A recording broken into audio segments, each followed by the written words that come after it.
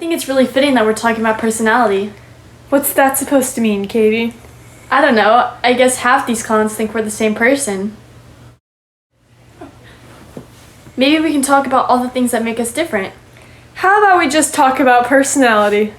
What a good idea! Where do we go? Let's start with the basics. What's the basics? What is personality anyways? Personality, an individual's unique and relatively stable pattern of thinking, feeling, and behaving. Hey!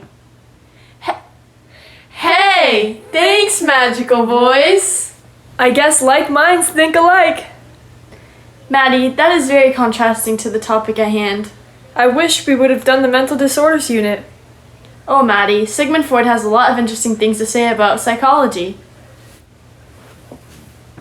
Why do you say that? Who is this Sigmund Freud guy anyways? Oh, Maddie, Sigmund Freud is the best-known figure in the history of psychology, one of the seminal figures in 20th century thought. Sigmund Freud characterized personality as conflict, a dynamic struggle. Freud's theory of psychology emphasizes the following three factors: the influence of unconscious mental processes, the importance of sexual and aggressive instincts, and the enduring consequences of early childhood experiences. This know-it-all is getting kind of annoying, to be honest. For real, maybe we should let him take over. Gladly, let's dive into the levels of awareness, beginning with the levels of consciousness. According to Freud, the conscious level consists of thoughts or motives that a person is currently aware of or is remembering.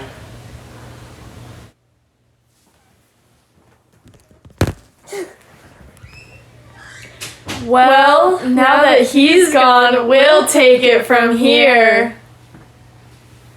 Must have been in our unconscious.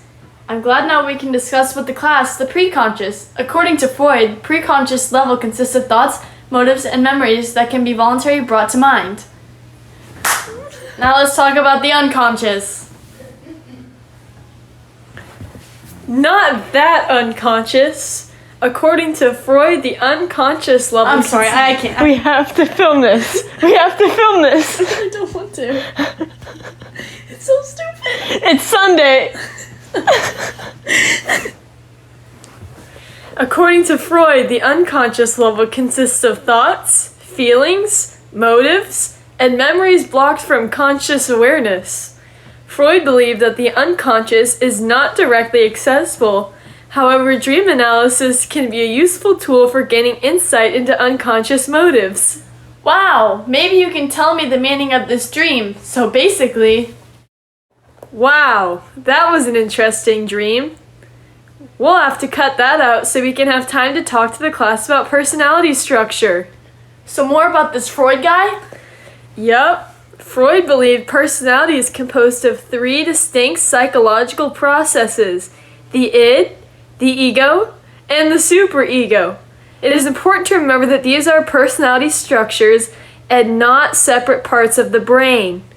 Haha, I was gonna say that my superego was itchy, but I guess that's not possible. No, it's not. Well, maybe we should learn more about these so our classmates aren't as confused as I was. The id, according to Freud, is completely unconscious. It consists of innate sexual and aggressive instincts and drives. The id is impulsive, irrational, and immature. It operates on a pleasure principle, seeking to achieve immediate gratification and avoid discomfort.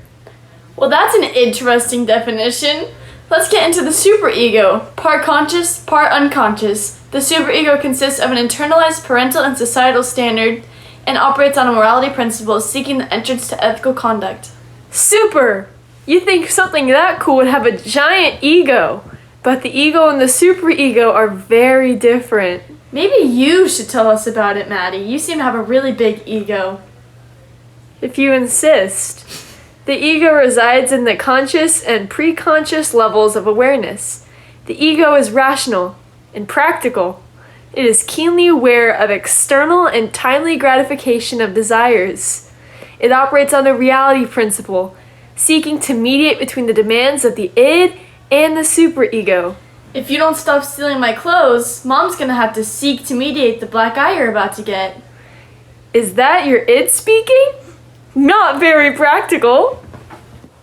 Mediating the conflicting demands of the id and superego is difficult. Anxiety often results when the ego can't find a realistic compromise. According to Freud, the ego uses unconscious distortions of reality called defense mechanisms to reduce anxiety.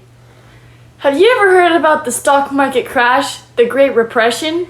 You're talking about depression, and we'll leave that to the abnormal psych chapter. We need to discuss repression, or the prevention of anxiety-producing thoughts and painful feelings from entering consciousness. Freud believed that repression is the first and most basic form of anxiety reduction. That's a complex definition, and it's all your fault that I don't understand and I won't pass this quiz. Don't use the defense mechanism projection on me. You're transferring your own unacceptable thoughts, motives, or personal qualities on others. No, I'm not. Someone's in denial. I know what that is. Take it away, definition screen. The protecting of oneself from anxiety-producing information by refusing to acknowledge it. I don't have a drinking problem. Oh, Maddie, that's the denial talking. Or the alcoholism. Let's talk about reaction formation. Right. Thinking or behaving opposite of your own acceptable thoughts and feelings. Displacement, redirecting anger and other unacceptable impulses towards a less threatening person or object, like when you yelled at me when you got into the PACE program at UF. I wanted to go to FSU anyways, but that's besides the point. I'm about to regress and yell at you again. In other words, I'm going to retreat from a threatening situation by reverting to a pattern of behavior characteristics of an earlier stage of development. If we get a bad grade on this, I'm gonna regress the crap out of you. That's okay. We can use our rationalization techniques, just justifying one's actions by using socially acceptable explanations to assert that we didn't need a good grade in psychology anyways. Have you ever been criticized for the amount of stupidity residing in your brain? No, but Freud has been criticized for his psychoanalytic perspective. Huh, I wonder why. Well, Freud made sweeping generalizations that were based upon evidence drawn from a small number of patients.